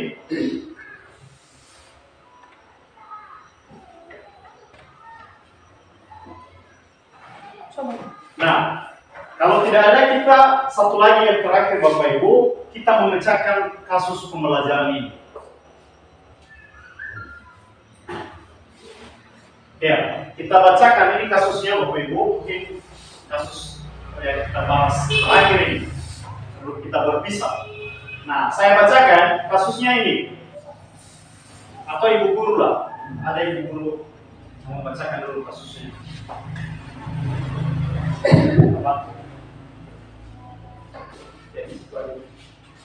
Ibu Nani sedang menjelaskan pelajaran bahasa Inggris di papan tulis. Namun beliau memperhatikan bahwa Fajar malah tidur-tiduran dan tampak acuh tak acuh pada pelajarannya. Fajar coba jawab pertanyaan nomor 3, maju ke depan dan kerjakan di papan tulis. Fajar pun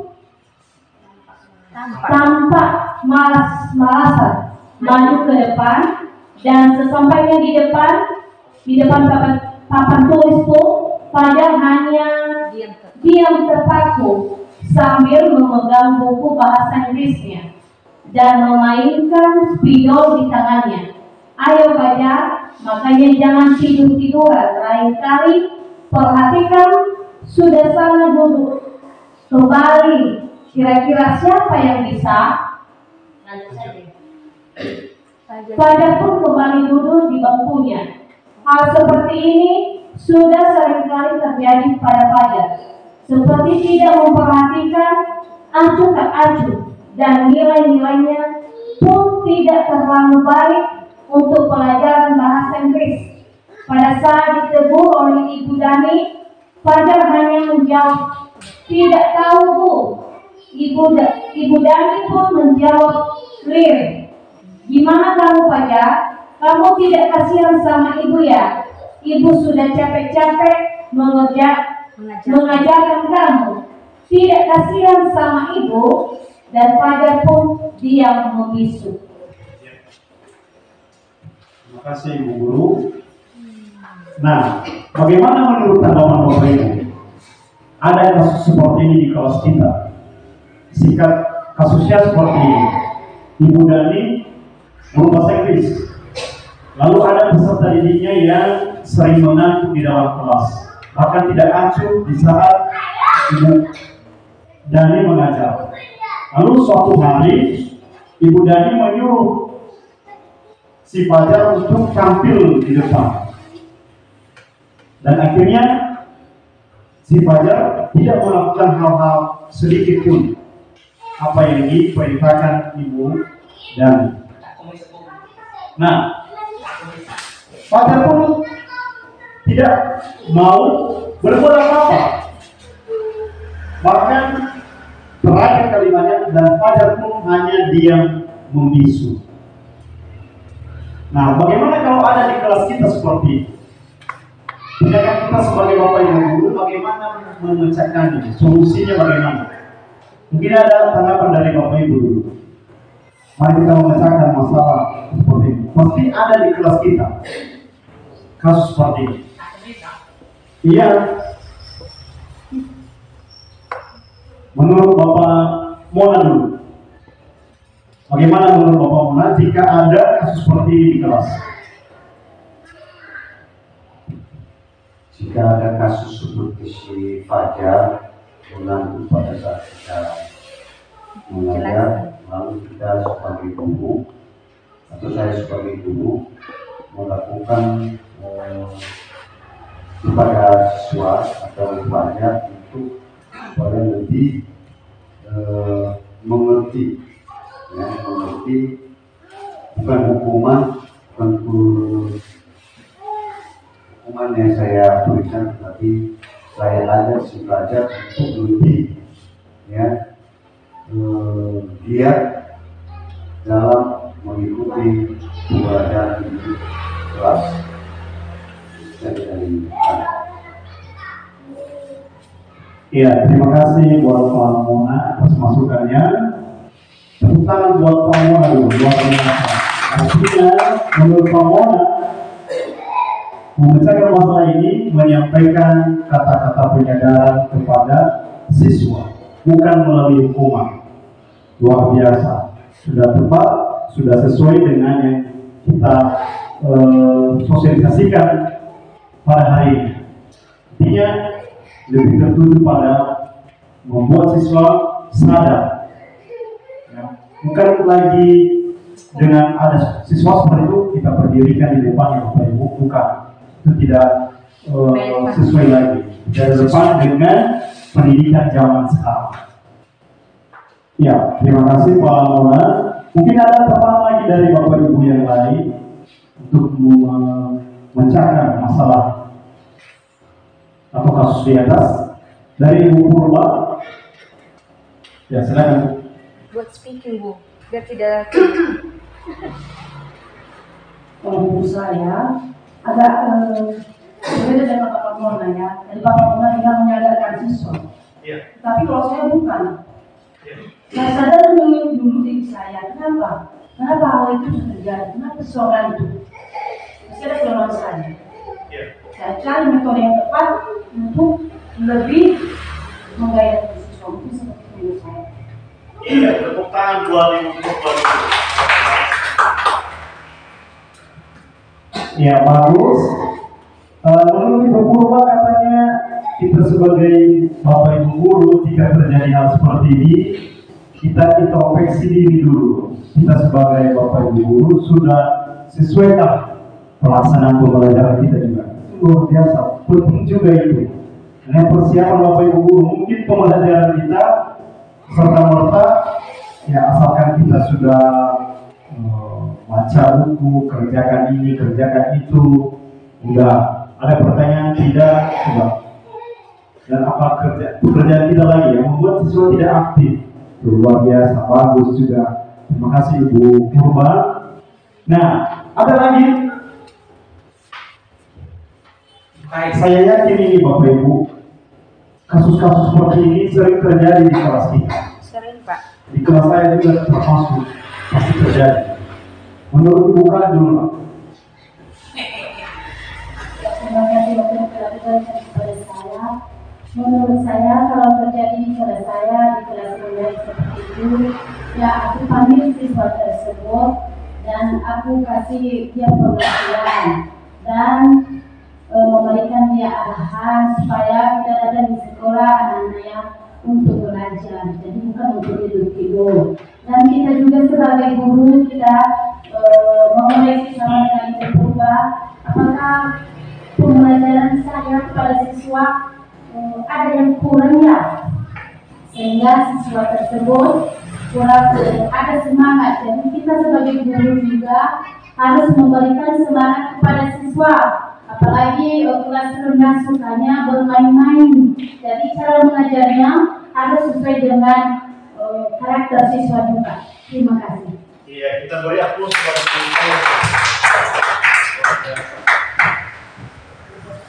Ya, menurut Ibu kan tadi dia ambil juga solusi dari Bapak Mona dan dia ambil juga solusi dari Ibu Purba. Dia menyadarkan siswa dan begitu juga introspeksi diri juga dari pembelajaran yang sudah kita laksanakan. Mungkin ada lagi? Iya, silakan Bapak Fransi. Oke, terima kasih. Kalau dari saya, kita cari tahu dulu apa penyebab si anak itu tidak. Kenapa tuh? Lalu kalau sudah kita cari tahu, kita sudah tahu apa penyebabnya, maka kita cari solusi. Contoh, si anak ini kan tidak bisa itu punya apa penyebabnya. Ada yang lapar boleh makan, itu sesuai kebutuhan. Itu terpaksa dia tidur kalau setiap masih kosong itu siang itu tidur. Kemudian capean. Mungkin tadi malam belum tidur dia, lagi nonton dia di televisi, malam harus tidur. Terpaksa siang itu tidur lagi. Nah, makanya kita cari kenapa? Apa penyebabnya? Oh ya, saya belum tidur Pak. Kita wawancarai dia. Saya belum tidur Pak tadi malam. Kenapa? Oh, saya nonton tadi Pak. Nonton apa? HP. Bukan televisi, nonton internet. Oh iya nak ya. Tapi lain kali ya, jangan sering kayak gitu. Coba atur posisi waktu tidur, belajar. Lain kali ya, jangan seperti itu.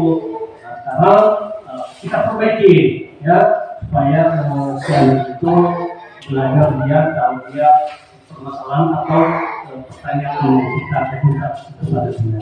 Seperti itu Pak. Iya, bukan buat apa? Ya, benar sekali. Kalau inilah kalau sudah senior juga, artinya banyak sekali solusi-solusi, artinya win-win solution. Padahal Pak Frasadi, kita memperhatikan juga selain yang disampaikan Pak Mona, Ibu Kai, Ibu Purba, memperhatikan kebutuhan siswa itu apakah sudah terpenuhi.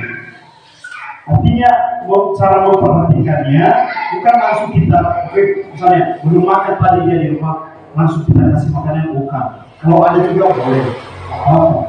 Kalau tidak ada nggak apa-apa. Cukup kita sudah tahu, dan kalau sudah tidak tahu kita berikan lagi dia motivasi. Ke depan jangan lupa makan banyak. Sebelum ke sekolah makan. Beginilah seperti hari ini belum makan kan, hanya ngantuk. Atau seperti tadi yang disampaikan Pak Pras tadi, saya tahu kenapa dia seperti itu, kebutuhan apa yang belum tercukupi sama yang pembagian waktunya kah, udah nonton larut malam. Melalui itu kita buat kata-kata penyadaran ke siswa kita. Besok dan lusa kapan saja jangan tidur lagi larut malam. Nah, melalui hal-hal itulah yang namanya ini tadi restitusi, segitiga restitusi tadi. Luar biasa. Terima kasih semuanya. Mungkin ada lagi sebelum masuk pada tahap. Nanti saya minta satu orang di antara kita sebelum masuk pada kata penutup ini, satu orang yang bisa di antara Bapak Ibu membantu menyampaikan refleksi terhadap materi yang kita sudah sosialisasikan hari ini. Mungkin ada solusi lagi dari Bapak Ibu, dari Bu Sapa, mungkin ada ya. Ya, bagaimana menurut Bu Sapa? Yang tadi ya Pak? Iya. Pada kasus ini. Oh, terima kasih kesempatan yang telah diberikan kepada saya. Kalau menurut saya di kelas rendah ya Pak, kalau saya melihat siswa itu ngantuk, malas belajar, saya memberikan semangat. Contohnya, suruh nyanyi di depan, atau suruh nyanyi satu kelas, atau juga speaking seperti tadi, tapi seperti tadi kebutuhan siswa kuliah bagaimana? Iya. Terima kasih. Iya, tepuk tangan buat Ibu Sapa dulu. Nah, mungkin solusi dari Ibu Sapa tadi lebih tertuju untuk membangkitkan lagi suasana semangat kelas. Boleh juga. Ya, sesuai dengan yang disampaikan Bapak Kepala Sekolah, di saat siswa kita lihat suasana kelas sudah mulai monoton, mari kita bangkitkan lagi semuanya melalui SPG. Ya, bisa juga. Setelah beberapa tadi yang hal-hal lain sudah kita terapkan. Nah, artinya Bapak Ibu untuk memecahkan masalah di atas, kami simpulkan ya, atau mungkin ada yang sebelum kami simpulkan. Ada lagi? Tidak ada? Kami simpulkan. Iya Pak. Dari Pak semua. Kasih ya. Perlu saya sampaikan bahwa mengambil satu keputusan itu perlu kehati-hatian. Apa yang menjadi satu keputusan tindakan kita ya, tindakan kita, mana hukuman, mana konsekuensi, mana restitusi. Maka perlu kita ketahui bahwa restitusi yang terakhir itu adalah hanya merupakan menyadarkan siswa atau seseorang. Kalau hukuman menurut saya ada dua macam hukuman, yaitu hukuman fisik dan hukuman non fisik. Misalnya menurut fisik ya namanya, maka non fisik menyakiti perasaan. Nah itu pertama. Kedua, yang menjadi persoalan adalah mengambil satu tindakan, apa itu? Semua sudah diungkap tadi oleh rekan-rekan tentang tujuannya adalah menyelesaikan masalah. Apa tindakan kita? Tindakan yang paling tepat sehingga mengarah pada restitusi tadi, menyadarkan siswa. Nah ini kalau saya koreksi dari gagasan dari Pak Mona, itu hanya ranah hanya sesuatu yang belum pasti. Kalau ibu ucapan itu sudah masuk pada ranah tindakan. Nah, tetapi yang menjadi persoalan tadi, apa tindakan kita, apa yang kata-kata kita sehingga muncul pada diri seseorang atau siswa kita atau murid kita menjadi sadar ya. Nah ini hadiah behedida, hadiah nilauda sehingga daunnya kembali sadar dia bahwa tindakan yang salah. Jadi udah menurut jadi si mereka konflik benar masuk pada tindakan itu udah, tapi bertindak dia menggali latar belakang penyebabnya. Nah ini bagus, semuanya bagus. Tetapi kalau menurut saya, mari Bapak Ibu mencari, memikirkan kata-kata atau tindakan yang membuat siswa kita sadar pada kesalahannya. Kan menurut salah satu dilema. Ya, coba bayangkan kalau di kelas 1 Ibu siapa? Dia siapa nama itu yang Wisman ya? Ampun deh. Nah, hati-hati seperti yang dibilang Ibu tadi, saya taruh di depan itu suku masuk pada ranah apa itu ya? Konsekuensi.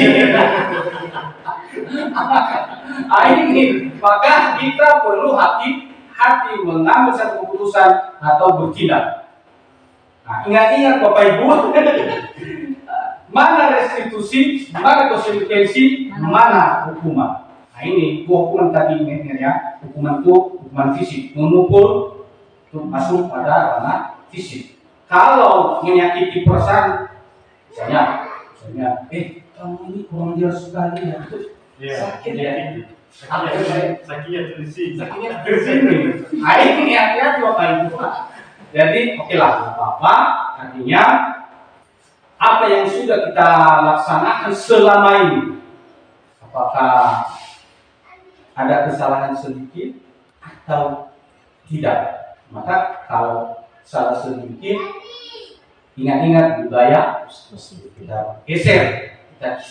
Kadang-kadang anak-anak kita, murid-murid kita memancing emosi, maka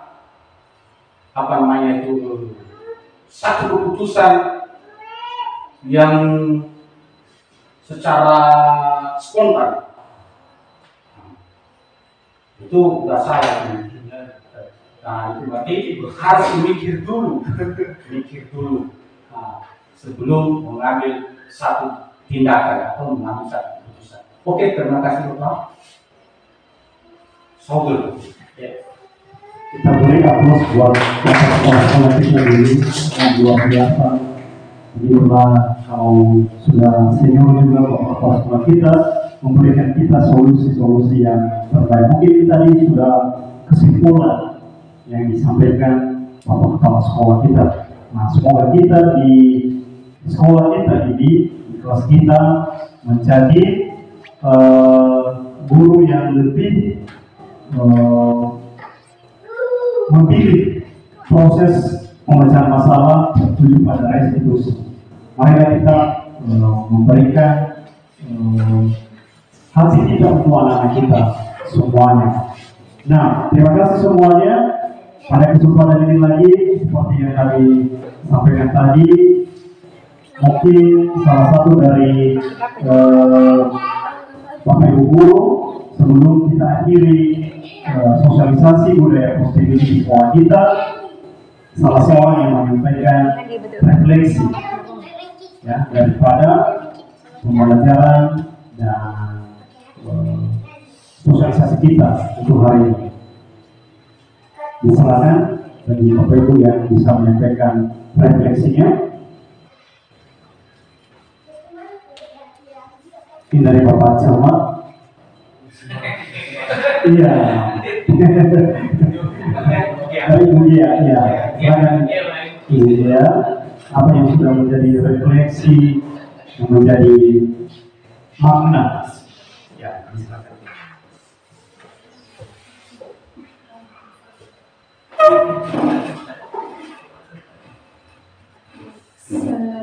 Yang menjadi refleksi yang pribadi saya ya, dari banyaknya yang disampaikan oleh tadi Bapak Ibu, banyak hal yang perlu kita rubah. Misalkan dalam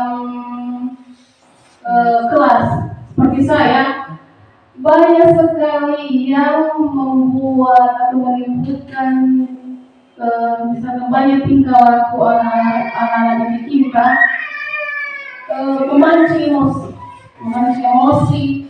Di situ kita adu peran sebagai ibu untuk anak dan peran sebagai guru untuk anak didik kita. Kenapa? Misalkan dalam kelas saya, kelas rendah, 23 anak dalam kelas, 23 tingkah laku. Jadi di situ peran sebagai ibu dan guru bisa menyampaikan kepada didik, atau peran itu kita sampaikan, kita laksanakan untuk didik kita, anak didik kita. Misalkan satu kelas, satu meja di sebelahnya bisa membaca, di sebelahnya tidak bisa membaca. Bagaimana kita sebagai guru mengatasi masalah seperti itu? Misalkan A bisa membaca, B tidak bisa membaca A. Cara saya di situ ya Pak ya, dalam menyelesaikan masalah itu saling komunikasi.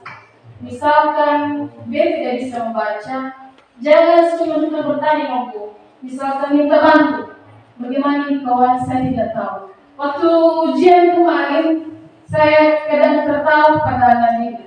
Ia menangis. Saya tidak bisa mengerjakan ibu, sudah tidak usah ujian. Apa yang saya lakukan? Tidak apa-apa, pelan-pelan. Coba dengarkan apa yang ibu sampaikan. Coba dulu pahami. Misalkan soal yang ibu sebutkan. Apa itu? Apa makna yang ibu sampaikan itu? Yang ibu sampaikan itu tindakan kita sehari-hari. Nah, di situ saya bisa mengambil kesimpulan bahwa ada 3 tadi: hukuman, konsekuensi, dan restitusi. Dan kadang saya juga salah menggunakan letak yang 3 jenis itu. Jadi dengan mengikuti sosialisasi pada saat ini, saya bisa mengambil makna dari membedakan mana hal yang hukuman, konsekuensi dan restitusi. Ya. Kita beri aplaus buat Ibu. Ya, Ibu. Terima kasih Bu ya. Nah, kira-kira demikian dulu yang bisa saya sampaikan di sosialisasi ini, khususnya modul 1.4 mengenai budaya positif kita di sekolah. Nah, mungkin ada kekurangan saya dalam menyampaikan materi ini, terlebih pada Bapak Kepala Sekolah.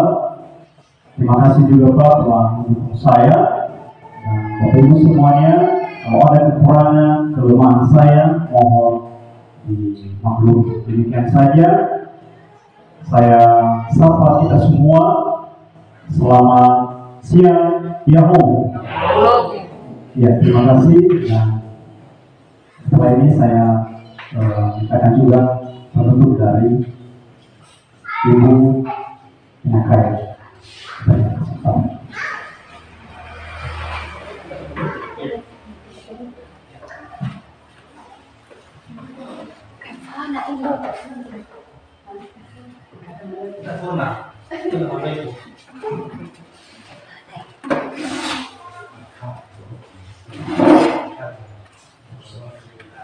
Baik, terima kasih waktu yang telah diberikan kepada saya untuk memberikan kata penutup. Pertama-tama, Kepala Sekolah yang saya hormati Bapak Ibu Guru, dan terlebih-lebih yang saya hormati Bapak Guru CGP pada saat ini. Dan puji syukur kita panjatkan kepada Tuhan Yang Maha Kuasa atas berkat dan kasih karunia-Nya kepada kita sejak kita mulai tadi kegiatan tentang budaya positif yang disampaikan kepada kita oleh Bapak Sepio Guru, dan sampai pada saat ini sampai kita akhiri, dan semuanya telah kita dengarkan semua tentang cara kita menggunakan ketiga tadi tentang hukuman, konsekuensi, dan satunya restitusi dalam kegiatan proses belajar mengajar kita di kelas kita masing-masing. Untuk itu Bapak Ibu, marilah kita dengan kita mendengarkan tadi yang disampaikan oleh Bapak CGP, marilah kita dalam kelas kita masing-masing pribadi yang kita melaksanakannya dalam kelas kita masing-masing untuk siswa kita. Jadi hanya sampai disitulah yang bisa kami sampaikan pada penutup ini, dan akhir kata saya ucapkan terima kasih. Yahoo. Ya, kita beri aplaus buat Ibu Kayu dulu. Biasa terima kasih Ibu Kayu. Bapak Ibu, demikian saja sosialisasi kita pada hari ini. Dan terakhir, kembali lagi saya sapa kita semua. Shalom. Yahoo.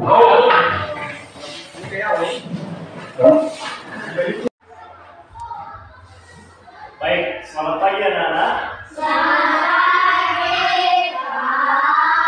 Sekarang kita akan menyusun keyakinan kelas kita. Nanti kita mencatat di selembaran kertas apa menurut kalian menjadi keyakinan kelas kita. Nah, perhatikan dulu. Nah, keyakinan kelas merupakan disiplin positif yang bisa diterapkan dalam membangun budaya positif di sekolah. Inilah pengertian budaya kelas atau keyakinan kelas. Ini disiplin positif yang dilaksanakan di dalam membangun budaya positif di sekolah. Nah, kemudian tujuan keyakinan kelas adalah membantu murid untuk mengembangkan disiplin diri, karena murid akan belajar mematuhi keyakinan kelas yang telah dibuat sendiri. Nah, siapa yang membuat keyakinan kelas adalah anak-anak semuanya. Kalian nanti yang membuat sendiri, yang menjadi keyakinan kelas kita. Nah, apa contoh keyakinan kelas? Contoh keyakinan kelas misalnya ini, beriman dan berakhlak. Itu contoh keyakinan kelas. Kemudian bertanggung jawab. Kalau misalnya kita sudah meminjam buku teman, harus dikembalikan. Itu namanya bertanggung jawab, gitu ya. Dan masih banyak lagi. Ya. Nah, sekarang saya membagikan kertas stick kepada anak-anak. Silakan dicatat nanti menurut kalian apa saja yang menjadi keyakinan kelas. Bisa kan? Ya, silakan ya.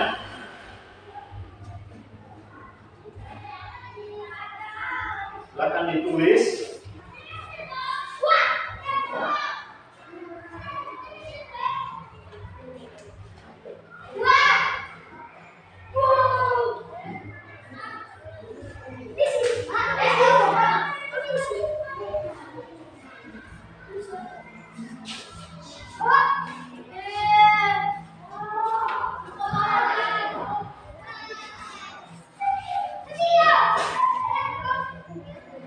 Nah, silakan dicatat di kertas itu apa menurut kalian keyakinan kelas kita. Maksimal dua keyakinannya. Nanti setelah siap ditempelkan di atas. Yang sudah siap sudah bisa menempelkan di papan tulis ya. Silakan.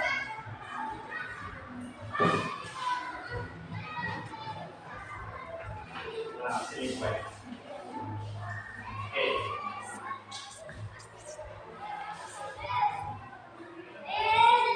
Ya.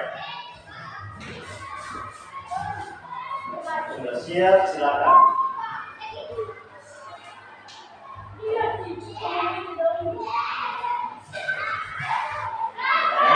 Tidak boleh panjang-panjang, singkat-singkat saja yang menjadi keyakinan kelas. Karena tadi bertanggung jawab, apalagi beriman dan lain sebagainya, singkat saja. Kata-katanya jangan panjangkan.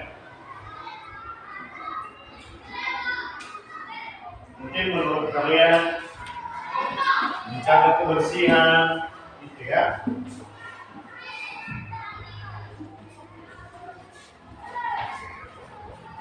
Ya.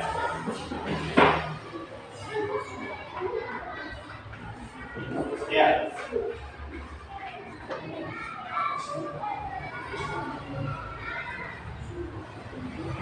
Siapa lagi? Dua orang lagi ya. Oke. Harus panjang-panjang. Misalnya menjaga kebersihan. Apa lagi? Bertanggung jawab dan lain sebagainya. Sudah? Ya. Ayo. Ini tidak dinilai ya. Ini menurut pribadimu apa yang menjadi keyakinan kelas? Tidak dinilai ini. Jadi jelaskan.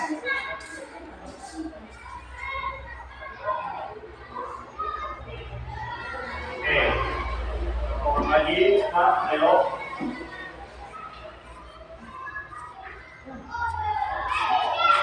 Kalau sudah siap, tinggalkan satu saja bisa, sudah. Ya, ya. Silakan.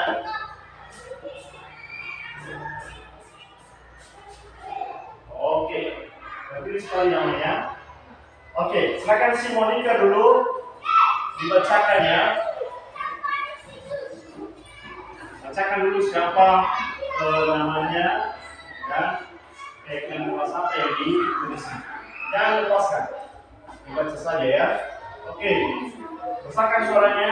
Sini ada. Oke, baca. Menurut Setia, Ya. keyakinan kelas menurutnya menjaga kebersihan. Iya, menjaga kebersihan itu menurut si Sekian ya. Kalau menurut saya, bagi kalau seluruh, tepat waktu dan bertanggung jawab. Iya, tepat waktu dan bertanggung jawab. Iya, lanjut. Menurut Q plus Kita Z2, 1. Beriman, 2. Bertanggung jawab. Beriman dan bertanggung jawab. Ya. Menurut I love Lisbeth Z2, 1. Menghormati dan mengasihi. Ya. Menghormati dan mengasihi. Ya. Menurut Lestari dulu, 1. Menghargai bapak ibu dulu, 2. Menghormati. Ya. Menghargai dan menghormati. Ya. Bagus. Menurut Nofis Syarif dulu, 1. Beriman dan saling membantu. Beriman dan saling membantu. Ya. Menurut si Nofis. Oke, bagus. Menurut Delva Charlie Sebeneta dulu, 1. Beriman dan berakhlak. Ya. 2. Bertanggung jawab. Ya, bagus. Menurut Arman dulu, bertanggung jawab dan saling menolong. Iya, bagus. Menurut Astiani dulu, beriman dan bertanggung jawab. Bagus, beriman dan bertanggung jawab. Ya. Menurut Romi Bastian dulu, menolong teman dan bertanggung jawab. Ya, menolong teman dan bertanggung jawab. Ya. Menurut Tiga Berkat dulu, 1. Keyakinan saya adalah mematuhi aturan kelas. Oke, terus ya. 2. Menghargai bapak. Ya, bagus. Ya. Ya. Akan ke belakang. Tepuk tangan dulu buat kita. Nah, ini beberapa menurut anak-anak kami semuanya yang menjadi keyakinan kelas kita. Ya, ada tadi bertanggung jawab, ada menolong teman, ada menghargai, menghormati, ada tadi mengasihi, dan lain sebagainya. Gitu ya. Nah, sekarang marilah kita menyimpulkan ya apa yang menjadi keyakinan kelas kita, ya. Nah, di sini tadi ada beberapa keyakinan kelas yang sudah kalian catat menurut kalian masing-masing. Nah, sekarang kita simpulkan apa yang menjadi keyakinan kelas kita. Ya, yang pertama keyakinan kelas kita adalah beriman dan berakhlak. Ada tadi yang menyampaikan itu? Angkat tangan dulu. Nah, iya, beriman dan berakhlak. Itu yang pertama ya. Yang kedua, nih, menjaga kebersihan. Siapa yang mencatat tadi? Angkat tangan. Sekian tadi ya. Iya, menjaga kebersihan. Yang kedua, bertanggung jawab. Ada tadi? Oke, bagus. Baik sekali, bertanggung jawab. Nah, misalnya ini, kalau meminjam teman, bukan cuma dari sebagainya harus dikembang. Itu artinya bertanggung jawab. Nah, yang keempat apa? Menghargai dan menghormati. Yang kelima adalah menjaga keselamatan. Menjaga keselamatan ini, kalau saya Bapak Ibu Guru katakan jangan main-main berlebihan, itu menjaga keselamatan, ya. Nah, itu dulu yang menjadi keyakinan kelas kita pada ruang diskusi. Semoga keyakinan kelas kita ini kita bisa melaksanakannya mulai hari ini. Jadi ingat-ingat apa yang sudah menjadi keyakinan kelas kita. Demikian saja dan mari kita berikan aplaus.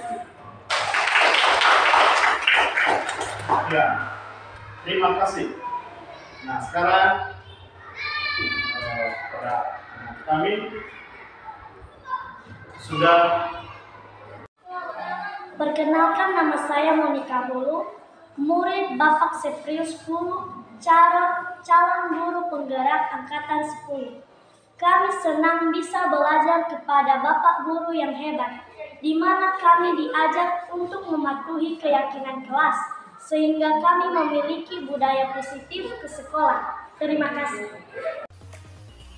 Demikianlah pemaparan saya tentang aksi nyata modul 1.4 budaya positif.